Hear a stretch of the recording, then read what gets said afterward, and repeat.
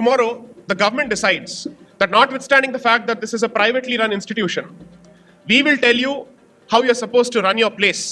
Would that be acceptable to you? How are we so comfortable with the state interfering with our temples? When you ask for freedom of Hindu religious institutions from state control, you're not making a statement against any other community. You're not attacking any other faith. You're only attacking the state for its hypocrisy. What happens when the state chooses to drive a wedge between two different communities by making one community the subject of exercise of its control, uses its resources in the name of secularism to feather everybody else's nest? Why do I have to pay money to have access to the deity? It is the state which has imposed payment-based queue system across the board in all temples. But who takes the blame for this? The community takes the blame and the institution takes the blame for being money-minded. Have you ever wondered why is it that this institution and communities associated with this institution have been the subject of repetitive attacks whenever there's been an invasion or whenever there have been attempts at conversions? Demonize indigenous traditions, call them the devil, call them the Satan, shame them when it comes to their traditions and beliefs. And when the cup is empty and it has been emptied of local thought, you fill it with foreign thought. Dahi handi is out on its way. Firecrackers during Diwali is out on its way. God knows what else will find an exit option. Change is constant and change is good. That's what Bhagavad Gita says. But you have to decide whether it is change for the good or change for the worse. When your house help needs money, or when your security guard needs money, or when your driver needs money, please realize he is in that vulnerable position where he has opened himself up for predatory proselytization and conversion. There is no point in blaming the outsider or someone who doesn't belong to your faith as long as there are weaknesses within your own community. You can blame the thief for having the intent of entering your house, but keeping your house open without a lock is your problem, it's your mistake. You need to free Hindu institutions from state control. Beneficiaries of this particular goal will ultimately be the middle class Hindu, the low middle class Hindu, and Hindus who live below the poverty line.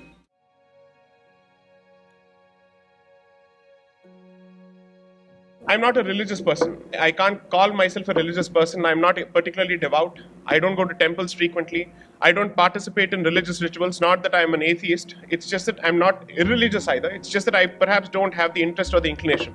But thanks to my upbringing, I would certainly call myself as someone who is cultural. I see a lot of value in culture. I see a lot of value in holding on to your roots to some extent, because that is what gives you your identity. One of the pet peeves that I have chosen for myself over the last few years is to free temples from government control. Most people assume that this is an elitist cause. Most people assume that the cause of the temple is effectively the cause of the Brahmin, or it is the cause of one caste or one community. As far as I'm concerned, that institution belongs to everyone who falls within the Hindu fold. And therefore, if you're trying to free temples from government control, you're not fighting the cause of one particular caste or community, but you're fighting the cause for an entire faith, for an entire value system, for a group of communities, so to speak. India is a secular country. Is that the assumption? Yes or no? At least on paper. If it is a secular institution, if it is a secular country, therefore the state is supposed to maintain a distance from religious institutions. Yes or no? Yes. If that is the answer, isn't the state supposed to maintain a distance from all religious institutions? Therefore, the amount of control that the state exercises over religious institutions of different faiths must be at least similar or the same? Yes. Do you have an endowments board for mosques? Do you have an endowments ministry for churches? Do you have an endowments ministry for gurudwaras? Do you have an endowments ministry for synagogues in this country? Then why do you have an endowments ministry for only Hindu religious institutions? By having a dedicated ministry that chooses to exercise control over the religious institutions of only one faith, either you're violating the concept of secularism after claiming for yourself this concept called secularism, that you're a secular country, or while you call yourself a secular country, you operate like a Hindu state, because a state that interferes with Hindu institutions can only do so if it believes that it is Hindu in character. These are the only two options available to you. So either embrace your Hindu character and yet treat everybody equally, or remain true to the concept of secularism and stay equidistant from all institutions. If you choose to straddle on both the boats, you don't do justice to either of the boats. That is the simple concept. When you ask for freedom of Hindu religious institutions from state control, you're not making a statement against any other community. You're not attacking any other faith. You're only attacking the state for its hypocrisy. Ask any member of my generation, or perhaps this age bracket of 18 to 25, and you ask them, what is it about a temple that you hate the most? the one thing that comes out automatically as an instinctive response or an intuitive response, you have to pay money for some of these cues. Why do I have to pay money to have access to the deity? Why do you have these special lines? Why do you have these special cues? But then you ask them, so who has imposed this structure? Who has imposed this rule? Most people won't even be aware of the fact that it is the state which has imposed payment-based queue system across the board in all temples. So if you go to some of the popular temples in Tamil Nadu, today a payment-based queue system has gone to the extent where if you need a special darshan, you need to pay close to 2,000 rupees, 3,000 rupees or 5,000 rupees. Are you aware of this temple called the Subramania Swami temple in Tiruchendur? Very popular. It's on the beach. From 500 rupees to 700 rupees, now the special queue system has gone to 1,000, 2,000 and 3,000. The community is rebelling, but the state continues to impose that particular structure. But who takes the blame for this? The community takes the blame and the institution takes the blame for being money-minded. What happens when the state chooses to drive a wedge between two different communities by making one community the subject of exercise of its control, uses its resources in the name of secularism to feather everybody else's nest? How is it that when it comes to these resources, it is everybody's money? I'm sorry if it sounds narrow, I'm sorry if it sounds parochial. I'm completely open to the resources of this community being used for everybody else's benefit, so long as their resources are also available for everybody else's benefit. The simple basis of the principle on the basis of which you operate is reciprocity. I will do to you what you will do to me. Is this unreasonable? Is this illogical? Am I saying something that is communal? Am I saying something that is fascist? Am I saying something that is bigoted? Logic is perhaps the better way to approach a proposition as opposed to emotion and rhetoric. So I'm merely testing the validity of my proposition on the basis of logic. These are questions which you have to ask. Tirupati with its resources, is it capable of not investing in free education, free basic education for members of the Hindu community, at least in Tirupati? Is it possible or not? It's possible. Then what stops it from investing those resources in them, in the community?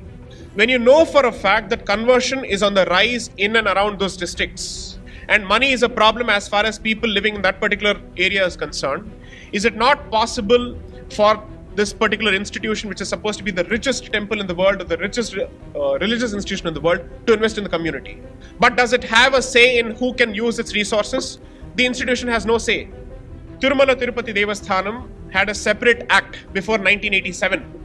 Post 1987, when the HRC legislation of Andhra Pradesh was amended, pursuant to recommendations by Justice Challakondaya Committee, the TTD administration was merged with the HRC administration. And there is a specific chapter that deals with it. Anybody who thinks that this legislation is only meant to regulate and restrict and to ensure that there is no corruption fails to realize that wherever there is state, there is bound to be corruption. That is the reality. Are you telling me that state as an institution whose corruption is there for you to see on a daily basis in every newspaper is the single institution in which you will put your faith with respect to the resources of your community? Doesn't make sense at all. When tens and thousands of crores of rupees are involved, are you saying that the Indian state, regardless of whoever is in power, whichever party is in power, is capable of running that institution without corruption? Is that even possible? Yes or no? The second largest owner of real estate in this country is the church.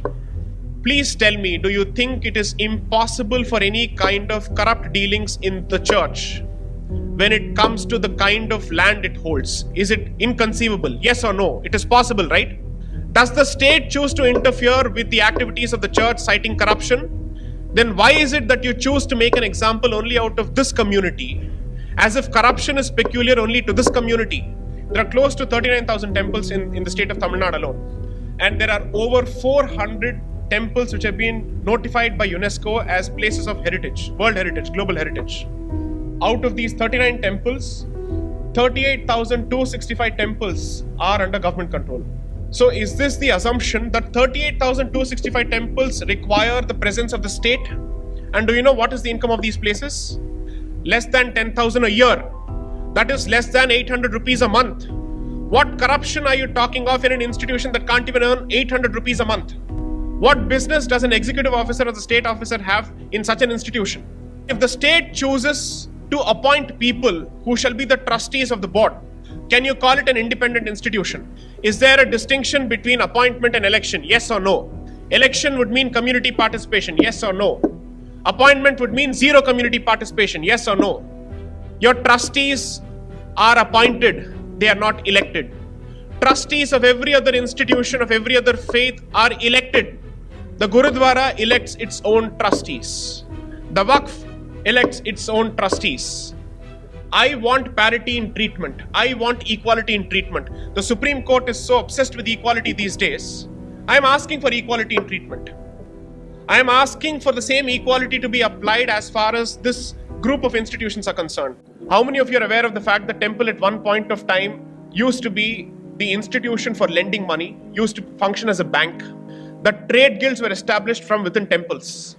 It is important to reinforce the centrality of this institution called temple in the lives of people. Not to make them religious, but to at least make them cultural to some extent.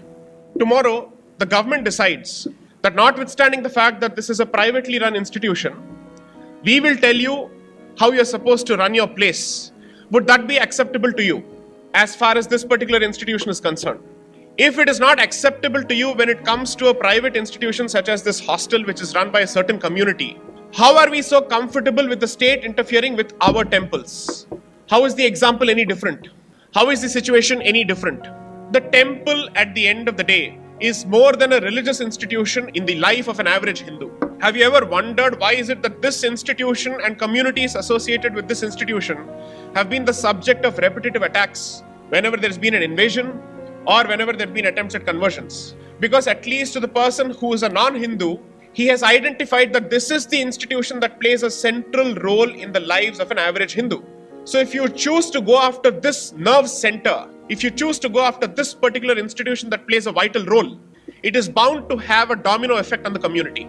The strategy as far as India is concerned has been no different from the African experience. Demonize indigenous traditions, call them the devil, call them the Satan, shame them when it comes to their traditions and beliefs. And when the cup is empty and it has been emptied of local thought, you fill it with foreign thought. When your house help needs money, or when your security guard needs money, or when your driver needs money, please realize he is in that vulnerable position where he has opened himself up for predatory proselytization and conversion. Because you're never in that shoes, you're never in that situation, you're never in that circumstance. It is easy for you to say, how can he convert for the sake of a few thousand rupees? For him it is important. Only when temples choose to dedicate their resources for the benefit of the community and they invest in the community, they will strengthen the community from within. There is no point in blaming the outsider or someone who doesn't belong to your faith as long as there are weaknesses within your own community. You can blame the thief for having the intent of entering your house, but keeping your house open without a lock is your problem, it's your mistake. And it's your stupidity. So if you need resources to ensure that people are educated, that they don't struggle to provide at least basic education to their own children, you need resources, but your resources are in whose control? State control. And that is precisely why you need to free Hindu institutions from state control.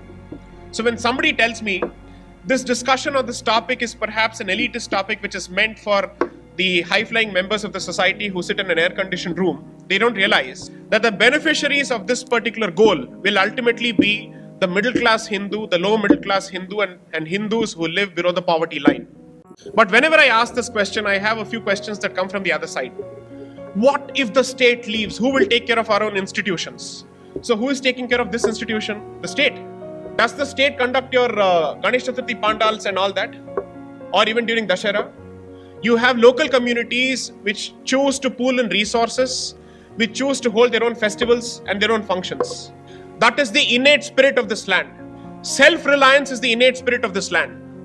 License permit Raj is the invention of the Congress. But that's not the innate spirit of this country. So if you're capable of running or conducting these functions, is it not possible for the community to take care of its own institutions?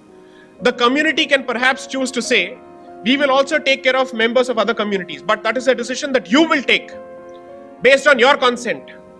It is not for the state to say, you give your money to this particular entity or this particular community. The Sabarimala case, as far as I am concerned, is perhaps have gone to the temple and their women have taken an active interest in that particular practice.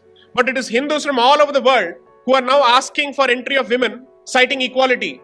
When I visited Sabarimala in 98, in a span of 13 years, this is the change. Dahi Handi is out on its way. Firecrackers during Diwali is out on its way. God knows what else will find an exit option. This is the pace at which things have changed. Change is constant and change is good. That's what Bhagavad Gita says. But you have to decide whether it is change for the good or change for the worse. That's a question as a society you have to ask yourself. And this goes back to a fundamental problem. As long as you think of yourself as an individual, and as long as you think of yourself as an island who's untouched by the developments which are outside your control, this will be the problem. At some point, this community needs to make a decision, needs to take a stand. Will we be silent spectators to this rapid tide of change without even offering so much as a resistance, without even asking questions, without even holding people to account?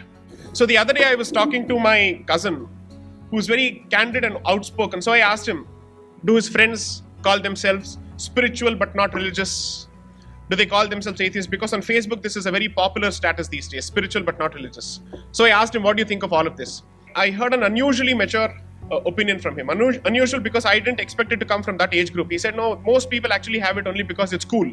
Apart from the fact that since their parents have not taken an interest in teaching them their own traditions, they have no clue as to where they come from and what their roots are.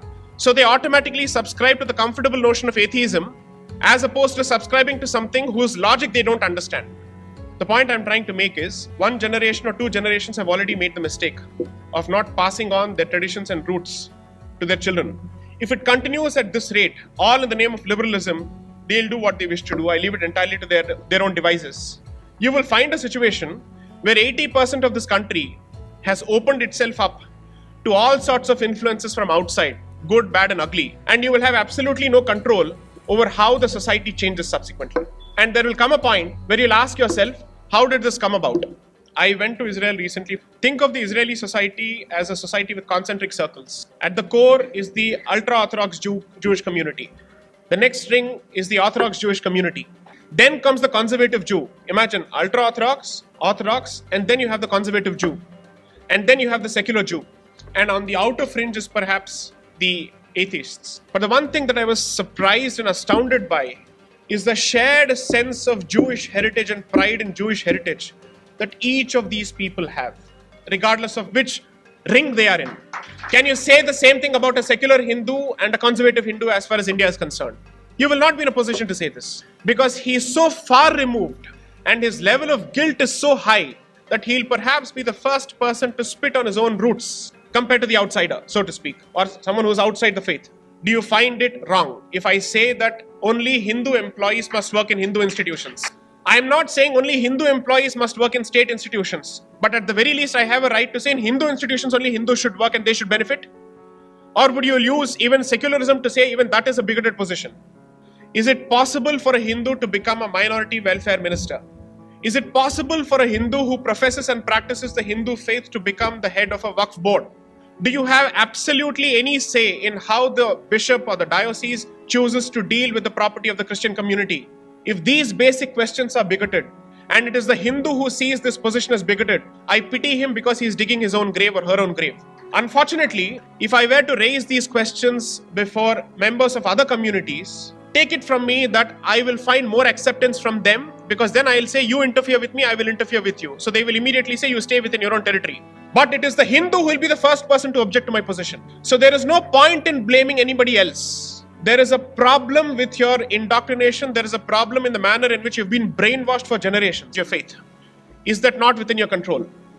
Indic Renaissance, in its most lucid terms, in perhaps the most simplest of terms possible, is an urge, a plea to each of you members to take an active interest in the affairs of your community, to take an active interest in your own traditions, and to make sure that you pass on the traditions that you have got, which is perhaps a fraction of what your parents had. At least that fraction must go to your children, at the very least. Don't blame the schools for their education, because then you're effectively saying that schools are responsible for upbringing, we're only responsible for conception and delivery. You have had the child, so the children are yours. They are not the wards of the state.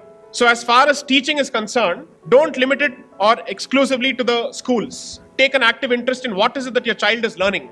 If textbooks are teaching nonsense and parents don't take an interest, they will assume that parents also endorse that nonsense. And if that brainwashing starts at this age, he will have absolutely no problems with anybody interfering with the Hindu institution. So there is only a point to which you can constantly blame others for your own mistakes, your own weakness, and your own inability to stand up for your traditions. But you can't stand up for your own traditions because you don't know your own traditions. Do not treat any of these talks as pastimes. I'm asking you to take ownership of at least one initiative, something that you believe in, and throw your weight behind it.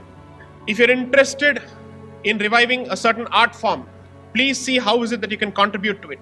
At the very least, take an interest in the temple which is in your locality and ask yourself who is running it. What is the level of state interference in it? Where does the money in the hundi go? Ask these questions. These are basic questions. This is doable.